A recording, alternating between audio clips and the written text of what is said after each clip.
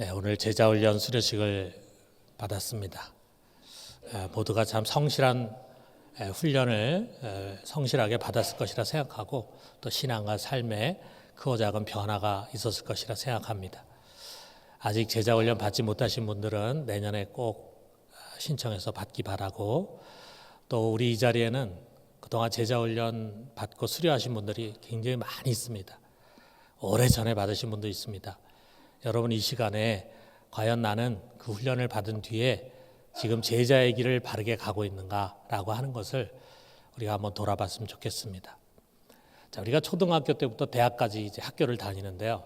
얼마나 많은 선생님들을 만납니까? 이제 졸업한 뒤에 우연한 자리에서 그런 은사를 만나면은 우리가 이렇게 인사하죠. 선생님, 저 모르시겠어요? 제자입니다.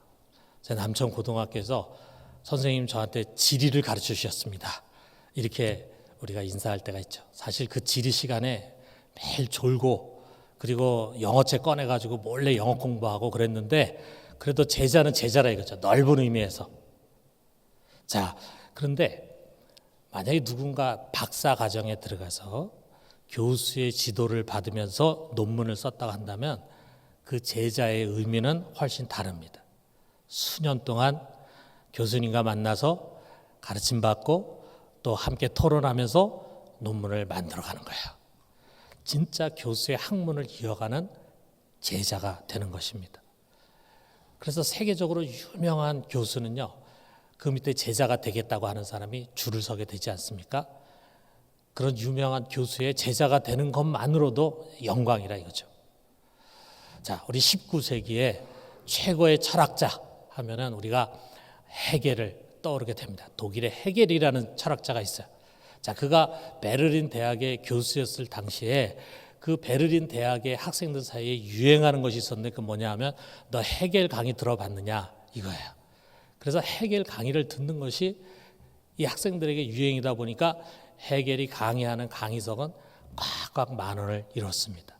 그리고 헤겔 학도다, 헤겔의 제자다라고 하는 것이 독일 대학에서 교수직을 얻는 조건으로 간주가 된 거예요.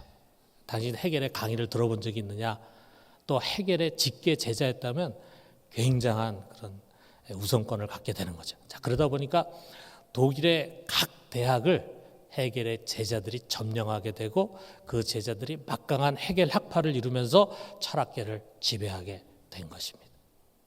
자, 여러분, 이 헤겔이라고 하는 철학자의 제자가 된다는 것이 이처럼 대단하다고 한다면 우리 하나님의 아들 예수 그리스도의 제자가 된다. 여러분, 이게 얼마나 영광스러운 일입니까? 정말 우리야말로 어떻게든지 제자 될 수 있는 방법이 없을까? 내가 어떻게든지 예수의 제자가 좀 됐으면 좋겠다 하는 그런 열망으로 가득 차야 되지 않겠어요? 그런데 어떤 교인들은 이렇게 생각합니다. 제자 훈련? 아유, 골치 아프다. 그냥 예수 믿고 조용히 살란다. 예수 믿고 구원받으면 됐지. 제자는 또 무슨 제자냐. 여러분, 만약 여러분 중에 그런 생각을 갖고 있는 분이 있다면 정말 착각하는 것입니다. 아니, 착각이 아니라 지금 전혀 잘못된 신앙생활을 하고 있는 것입니다. 아마 그런 분이 하나님의 은혜라고 말하는 그 은혜는요, 보네퍼라는 신학자가 말한 그 값싼 은혜일 것입니다. 하나님의 아들이 우리 인간과 같은 모양으로 이 세상에 오셔서 십자가 위에 매달려 죽으심으로 우리는 아무 노력하지도 않았는데, 우리는 아무 공로가 없는데 우리의 죄가 다 씻어지고 우리가 하나님의 자녀가 되고 거의 그 영생을 얻게 되었다는 사실, 얼마나 놀랍습니까? 자, 이것을 믿고 아멘하고 그리고 영생을 받을 것이라는 믿음을 갖고 있는데 이것으로 끝, 이제 세상에서 고생 안 하고 나는 편안하게 살고 싶다. 이게 바로 값싼 은혜고 싸구려 은혜라 이거죠. 자, 여러분, 부모가 말이죠, 자녀를 위해서 모든 것을 다 희생했어요. 부모가 갖고 있는 거 다 자기 미래 생각하지 않고 다 자식 교육시키고 공부시키고 그리고 성공하게 하기 위해서 다 투자했어요. 그래서 그 아들은 부모의 도움으로 성공을 했어요. 그러면 어떻게 됩니까? 그 다음에 이제 아무것도 없고 늙고 힘없고 약해진 부모님을 잘 모셔야 되지 않겠어요? 그런데 부모님 모시는 것이 수고스럽고 힘들고 어렵다 해가지고 내팽개친다면 여러분 그 자녀가 과연 은혜를 깨달은 사람입니까? 그가 말하는 그 은혜라는 것은 값싼 은혜라 이거죠. 그래서 여러분 이 보네퍼라는 사람이 그런 얘기했어요. 신을 믿지 않는 무신론자들, 기독교를 대적하고 교회를 미워하는 교회 밖의 세력이 교회 원수가 아니라 교회 안에 만연해 있는 이 싸구려 은혜야말로 교회를 무기력하게 만드는 불구대천의 원수다 그랬어요. 맞는 말 아니겠어요? 십자가 얘기하고 하나님의 은혜를 얘기하는데, 그런데 그분을 위해서 헌신하며 살려가는 생각 같지 않아. 잘못된 거라 이거죠. 여러분, 주님은 우리를 그냥 무리나 교인이 아니라 제자로 부르셨습니다. 넌 나의 제자가 되라. 우리 한 사람 한 사람 다 제자로 부르셨어요. 제자는 주 예수의 뒤를 따르는 사람들입니다. 예수님이 가신 길을 뒤쫓는 거예요. 그 길이 어떤 길입니까? 오늘 이 말씀이 우리의 것을 가르쳐 줍니다. 자, 이 말씀 속에 세 사람이 등장을 하는데 이 세 사람의 공통점이 뭐냐면 제자의 길 간절히 원해요. 원하면서도 잘못된 제자의 길을 가려고 하는 사람들이에요. 그것을 예수님께서 책망하고 바르게 잡아주고 있습니다. 자, 그 잘못된 제자의 길이 어떤 것인가? 우리가 한번 생각해 봐요. 첫째는 제자의 길은 세상 영광을 쫓는 길이 아니다.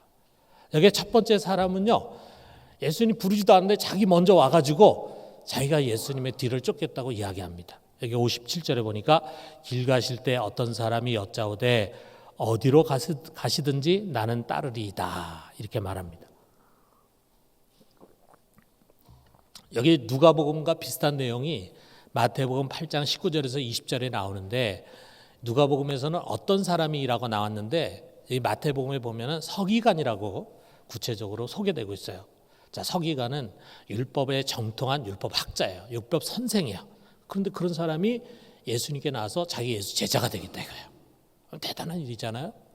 그래서 칭찬도 해주시고 그래야 되는데 예수님이 약간 좀 냉정하게 이렇게 말씀하십니다. 58절에 보니까 여우도 굴이 있고 공중의 새도 집이 있을 때 인자는 머리들 곳이 없도다. 우리 사람은 말할 나이도 없고 이 자연에 있는 짐승도 다 자기 보금자리가 있는데 나는 머리들 곳도 없다. 다시 말하면은 나는 집도 없고 가진 것도 없는 그야말로 떠도는 노숙자 신세다 그런 말이죠. 자, 왜 예수님이 이런 말씀을 하셨을까? 우리가 성경 속에서는 알 수 없지만 그 서기관을 보시는 예수님의 눈에는 이 서기관의 내면이 예수님을 뒤쫓으려고 하는 동기가 보이는 거예요. 그래서 이 말씀 주신 거예요. 자, 여러분, 그 당시에 지금 이게 누가복음 9장이고 마태복음 8장이니까 아직 예수님의 공생의 이제 초창기입니다. 그 당시에는요, 혜성같이 나타난 예수님의 인기가 하늘 높은 줄 몰랐어요. 그의 온갖 기적을 보면서 병이 치료가 되면서 그의 그 주옥과 같은 말씀을 들으면서 수많은 사람들이 그에게 몰려왔어요. 아, 이런 분이라면 뭔가 있어도 있지 않겠는가? 뭐 이런 생각이 들지 않겠어요? 자, 이런 분의 뒤를 쫓으면 내가 이런 줄을 잡으면은 세상 영광의 꿈을 이룰 수 있지 않을까? 이런 생각을 하는 사람들이 많이 있었다 이거죠. 자, 이 서기관이 아마 그런 동기에서 예수님의 제자가 되겠다고 나온 것 같아요. 자, 그랬을 때 이 서기관을 보면서 예수님은 자신이 빈털털이다. 나 빈털털이야. 가진 집도 없어. 그러면서 예수님을 쫓는 것이 그야말로 별 볼 일 없을 것임을 그에게 가르쳐 주는 거예요. 나를 따르려면 너도 그렇게 돼야 돼. 라고 하는 예수님의 이 무언의 메시지에 아마 틀림없이 이 서기관은 실망하고 돌아섰을 것입니다. 여러분, 우리가 분명히 합시다. 예수님을 뒤따르는 것은요, 그 무엇과도 비교할 수 없는 영광을 얻는 길입니다. 성령께서 그것을 보장하세요. 그런데 그 영광은 이 세상에서의 영광이 아닙니다. 예수님 보세요. 그는 태어나면서부터 죽을 때까지 평생 고난의 길을 가셨습니다.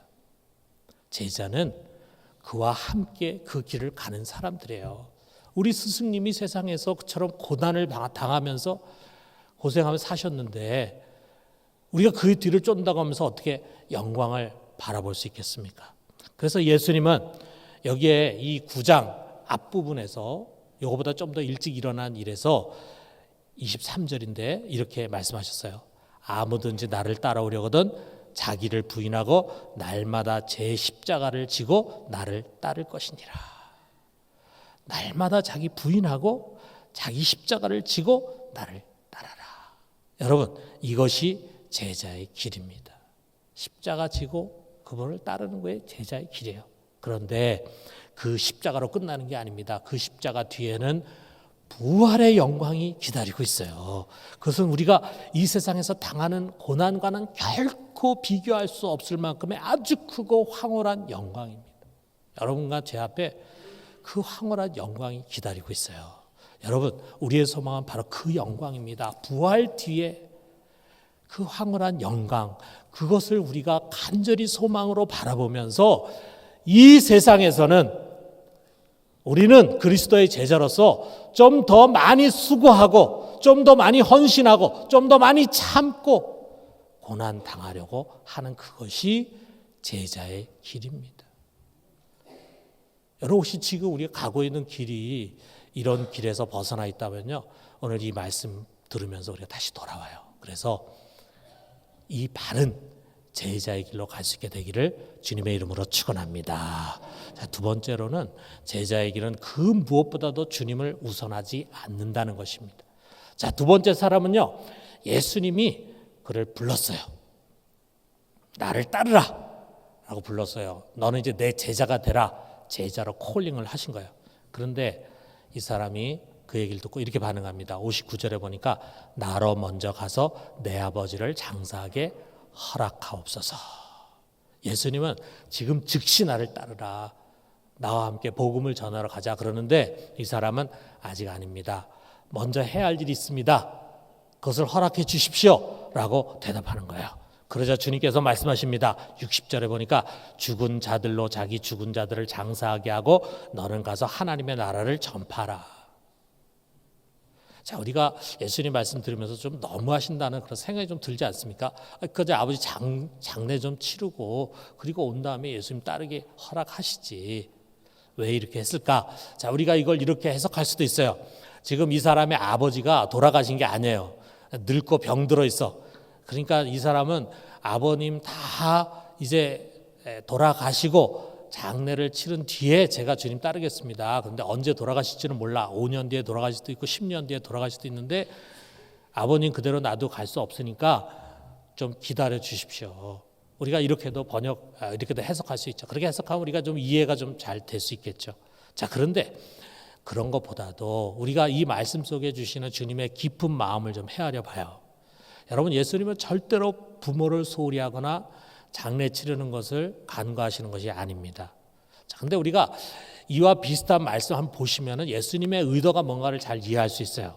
누가복음 14장 26절에 예수님이 제자가 되는 길을 조건을 말씀하세요. 뭐라 그러냐면 물은 내게 오는 자가 자기 부모와 처자와 형제와 자매와 더욱이 자기 목숨까지 미워하지 아니하면 능히 내 제자가 되지 못하고. 제자가 되는 길이 뭐냐? 부모를 미워하고 아내를 미워하고 자식을 미워하고 형제 자매 미워해야 된다. 이 말씀이에요. 이게 도대체 무슨 말인가? 그것을 마태가 그것은 마태복음에 해석해 주고 있는데 마태복음 10장 37절에 같은 내용을 이렇게 이야기하고 있습니다. 우리 같이 한번 읽어봅시다. 아버지나 어머니를 나보다 더 사랑하는 자는 내게 합당하지 아니하고 아들이나 딸을 나보다 더 사랑하는 자도 내게 합당하지 아니하며. 부모를 미워하고 자식 미워하고 아내를 미워하란 말이 아니에요. 여기 미워한다는 말은 나보다 더 사랑하지 않는 것, 주님보다 더 사랑하지 않는 것. 미워하라라는 말은 나보다 더 사랑하지 말라, 그 말씀입니다. 이게 제자의 조건이라 이거죠. 제자는 주님보다 우선하는 것이 없는 사람이에요. 우리 주님이 가장 우선인 사람이 제자다. 주님 그것을 요구하십니다. 여러분, 우리가 한번 내가 살아가면서 지금 내가 나의 삶에서 제일 귀하게 여기는 목록을 한번 만들어 봐요. 1번에 내가 가장 귀하게 여기는 것, 2번은 그 다음으로 귀하게 여기는 것 목록을 만들면은 여러분, 예수님이 몇 번째 자리에 올 것이라 생각이 됩니까? 여러분 중에서 예수님이 첫 번째입니다 라고 이야기할 수 있는 사람 많지 않을 거예요. 그렇게 말은 할 수 있지만 정말 자기 삶에서 그렇게 살아가냐 이거예요. 자, 우리가 뭐 이걸 한다고 해서 다 예수님을 가장 우선하는 것이라고 생각할 수는 없겠지만 그래도 가장 표면적인 구체적인 예를 한번 생각해 봐요. 저는 예수님을 가장 우선하는 삶을 산다면 적어도 이 정도는 할 수 있는 사람이라고 생각을 합니다. 뭐냐? 한 주간의 첫날 언제입니까? 주일이잖아요. 일요일이 한 주간에 시작하는 첫날이에요. 그 주일의 예배를 최우선으로 여기고 있는가? 예배를 귀하게 여기지 않는 사람이 어떻게 주님을 우선한다고 생각할 수 있겠습니까? 하루의 첫 시간, 그 하루의 첫 시간 눈을 뜨고는 우리 주님과 만나는 것을 가장 우선으로 생각하는가? 내게 주신 재물 중에 10분의 1 이건 주님의 것인데 이것을 먼저 구별하고 드리고 있는가? 나의 모든 결정의 첫 번째 원인과 목적이 주님이 되어 있는가? 여러분, 우리가 이렇게 생각하면요, 우리가 살아가면서 보면 조금만 방심하면 우리의 우선순위가 쉽게 헝클어집니다. 자, 주님이 지금 그의 필요에 의해서 너는 지금 나를 따르라 이렇게 하실 때 항상 급하고 우선되는 일로 인해서 주저하는 거예요. 주님 필요하시다 그러는데, 주님 나하고 같이 가자 그러는데, 그런데 우리는 이렇게 말합니다. 주님, 우리 애 학교 들어간 다음에요. 결혼한 다음에요. 우리 손주가 다 크고 난 다음에요. 건강해진 다음에요. 직장에 잘 적응한 다음에요. 이번 사업이 안정권에 들어간 다음에요. 돈을 좀 더 모은 다음에요. 집을 얻고 난 다음에요. 퇴직한 다음에요. 우리에게는 더 중요한 일들이 많다 이거예요. 더 급하게 여기는 일들이 많다 이거예요. 여러분, 우리 성경에 보면은 왕이 잔치에 초청을 했어요. 그래서 잔치하는 날 자기의 종들을 보냈는데 뭐라 그럽니까? 내가 지금 밭을 사서 그걸 보러 가야 되기 때문에 못 갑니다. 내가 소를 시험해야 되기 때문에 못 갑니다. 장가를 가야 하기 때문에 못 갑니다. 그렇게 거절하는 사람과 같다 이거예요. 그 사람들은 왕의 잔치에 가는 것보다 밭이 중요하고 소가 중요하고 결혼이 중요해. 여러분, 주님보다 우선하면요, 그것은 전부 다 세상 일입니다. 주님의 일이 아닙니다. 왜 우리가 우리의 인생을, 이 소중한 짧은 인생을 세상 일로 허비합니까? 우린 다 그것이 주님의 일이 돼야 돼요. 여러분, 가족을 돌보고 자녀를 키우고 집을 사고 장가 가는 거 다 필요하죠. 중요하죠. 여러분, 여기서 예수님이 예를 든 밭을 사고 소를 시험하고 장가 가고 다 중요하죠. 얼마나 중요합니까? 필요한 거죠. 그러나 주님보다 우선할 때 그것은 그들의 신앙의 큰 걸림돌이 됩니다. 궁극적으로는 우상이 되고 마는 것입니다. 사랑하는 성도 여러분, 우리에게 우선은 오직 하나입니다. 주 예수 그리스도를 쫓는 것, 그의 부르심에 순종하는 것, 그의 영광을 위하는 것, 오직 이것만이 우리의 최우선되는 것입니다. 여러분, 이처럼 오직 주님만을 가장 우선으로 삼고 그분의 뒤를 쫓는 그의 제자들 되기를 주님의 이름으로 축원합니다. 마지막 세 번째는요, 제자의 길은 두 마음을 품지 않는 것이다.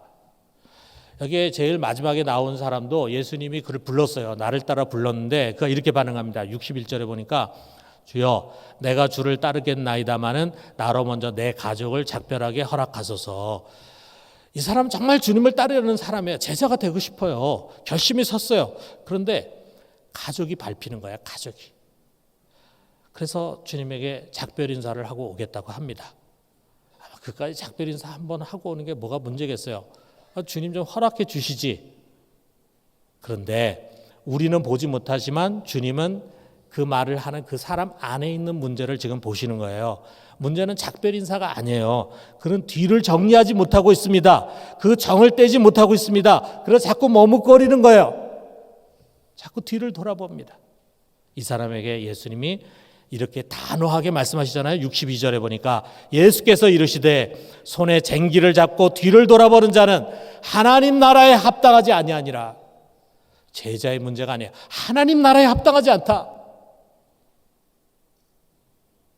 자, 이 사람은 어떤 사람입니까? 한마디로 두 마음을 품고 있는 사람이에요.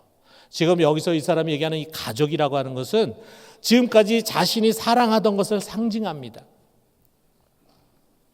그것은 자기가 좋아하는 사람일 수도 있고 돈일 수도 있고 즐겨하는 습관일 수도 있고 지금까지 이뤄놓은 업적일 수도 있어요. 여전히 거기에 미련과 향수를 갖고 정리하지를 못합니다. 그러면서 다른 한편도 주님을 쫓고 싶어. 한편으로는 주님을 사랑하지만 다른 한편으로는 세상도 사랑합니다. 이 두 마음 가운데서 방황을 하는 것입니다. 어떻게 보면 이것이 오늘날 우리 현대 그리스도인들의 가장 전형적인 모습이에요. 머릿속으로는 주님을 쫓아야 한다고 생각합니다. 그러나 발은 움직이지 않아요. 오늘 이 설교를 듣고 그래 내가 이렇게 신앙생활하면 안 되지. 내가 이런 거 좀 정리하자 하고 마음으로 결심해. 그런데 막상 자리에서 발이 떨어지지 않아. 거기 가보면 그게 너무 좋아. 다시 또 그 움켜쥐 싶습니다. 교회에 오면은 내가 주님 사랑해야 되는데 주님 붙들고 싶어. 또 삶의 자리에 가면 그놈 붙들고 싶어. 이 두 마음 사이에서 끊임없이 갈등을 반복하는 것입니다. 떠나야 하는 것은 알고 있는데 떠나지 못해요. 그 가운데 결단하지 못하는 것입니다. 여러분 두 마음 그것은 아닙니다. 사랑하는 성도 여러분, 마지막으로 오늘 이 제자의 길을 가르치시는 예수님이 여러분에게 어떤 모습으로 다가옵니까? 뭐 좋은 게 좋고 물에 물 탄 듯 술에 술 탄 듯 적당히 하면서 A도 좋고 B도 좋고 하시는 그런 모습입니까? 아니면 A 아니면 B 결단을 촉구하시는 그런 단호한 모습입니까? 적당히 타협하면서 신앙생활 하려고 하는 우리에게 아무개야 그렇게 하는 것은 신앙이 아니야. 그것은 제자의 길이 아니야. 너는 여전히 옛사람으로 살아가고 있구나 라고 호통하는 음성이 우리의 귀에 들리지 않습니까? 여러분 오늘 이 말씀 속에 나오는 이 세 사람은요 바로 우리들의 모습입니다. 누구나 다 이 세 사람의 모습을 조금씩 갖고 있습니다. 여전히 변화되지 못한 우리의 모습 주님은 강력하게 명하십니다. 너희는 이 세대를 본받지 말고 변화를 받아. 여러분 변화를 받아야 합니다. 변화를 갈망합시다. 파울 파인이라고 하는 신학자가 신약 성경과 현대에 있어서의 회개라고 하는 책을 썼는데 그가 현대 교회와 달랐던 초대교회의 모습을 이렇게 소개하고 있어요. 초대교회에서는 교회에 들어오는 모든 사람이 제자훈련 받은 사람이 아닙니다. 중직자 아닙니다. 교회에 들어오는 모든 사람이 과거와 완전히 단절하고 오직 하나님만을 바라보면서 구원의 확신과 아울러 성령의 능력으로 입혀지는 것이 당연시 되었다. 이러한 삶의 변화를 통해 그는 전혀 다른 사람이 되었다. 이게 초대교회의 모습이었다 이거죠. 여러분 이 변화의 은혜가 우리 각 사람 속에 다시금 임하기를 바랍니다. 이 부흥의 역사가 다시금 우리 교회 가운데 강력하게 임하기를 바랍니다. 여러분 제자 훈련을 한 횟수가 얼마나 됩니까? 제자 훈련을 받은 사람이 얼마나 많습니까? 그런데 제가 정직하게 한번 살펴보면은 정말 제자의 길을 가는 사람이 많지 않습니다. 사랑하는 성도 여러분, 우리 다시 제자의 길로 돌아옵시다. 우리가 가야 할 길은 주님을 뒤따르는 제자의 길입니다. 우리 주님 다시 오시는 그날 그의 뒤를 쫓은 제자들에게 주님은 상상할 수 없는 엄청난 영광을 부어주실 것입니다. 그 영광을 바라보면서 우리가 묵묵히 주님이 가신 길을 뒤쫓는 제자가들이 되기를 주님의 이름으로 축원합니다.